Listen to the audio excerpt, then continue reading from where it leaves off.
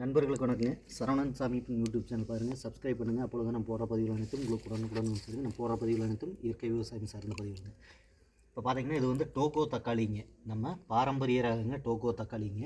இது பார்த்தீங்கன்னா நல்ல அளவுக்கு அதிகமான காய்கள் வருங்க, சுவையும் அதிகமாக இருக்குங்க, காயும் வந்து இத்து போகாதுங்க. அதுதான் இதனுடைய நம்ம பாரம்பரியத்தில் இதுதாங்க. ஏன்னா மற்ற ரகங்கள் இன்றைக்கி ஹைப்ரிட் ரகமெல்லாம் மரபணு மாற்றம் செய்யப்பட்ட ரகங்களை பார்த்தீங்கன்னா சீக்கிரம் இத்து போயிருங்க, நம்ம அதிக நாள் வச்சுருக்க முடியாது. ஆனால் இது வந்து எவ்வளோ நாள் ஆனாலும் இக்காதுங்க. ஒரு குறைஞ்சபட்சம் ஒரு 15-20 நாளைக்கு மேலே தாங்குங்க. அந்தளவுக்கு இதனுடைய சிறப்புங்க. இது ஒரே செடி தானுங்க. இன்னும் ஒரு செடி இருந்துச்சுன்னா நம்ம குடும்பத்துக்கே போதுங்க, நம்ம வீட்டு தேவையை பூர்த்தி பண்ணிடுங்க.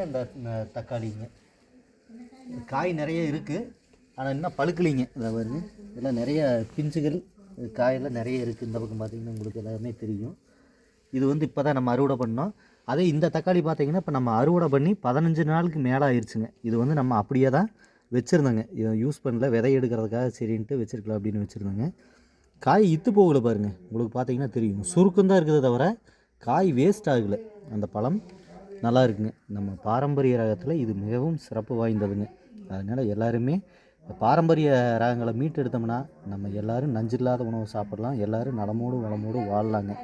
இந்த எண்ணெய் இன்றைக்கி மரபணு மாற்றம் செய்யப்பட்ட தக்காளிகள் அதிகமாக சாப்பிட்றதுனால தான் கிட்னியில் கல் வர்றதுக்கு காரணம், அதுவும் ஒரு காரணங்க. நம்ம பாரம்பரிய ரகத்தில் அது மாதிரி தொந்தரவுகள் வராதுங்க. அதுதான் அதனுடைய சிறப்புங்க. அதனால் முடிஞ்ச வரைக்கும் எல்லா விவசாயிகளும் நம்ம பாரம்பரியத்தை மீட்டெடுத்தோம்னா நோய் நொடி இல்லாமல் ஆரோக்கியமான வாழ்க்கை வாழலாங்க. அதனால் அனைவருமே இயற்கை விவசாயிகளை ஆதரிங்க, இயற்கை விவசாயிகள்கிட்ட பொருள் வாங்குங்க நேரடியாக. அப்பொழுது உங்களுடைய ஆரோக்கியம் பாதுகாக்கப்படுங்க. அதனால் அனைவருமே இயற்கை விவசாயத்தை நோக்கி வாருங்கள், வரவேற்கிறோம். நம் தேகம் காப்போம், நம் தேசம் காப்போங்க. இயற்கை விவசாயத்தை ஊக்குவிப்போம், நம் மண் வளத்தை பாதுகாப்போம், இயற்கை வளங்களை மீட்டெடுப்போங்க.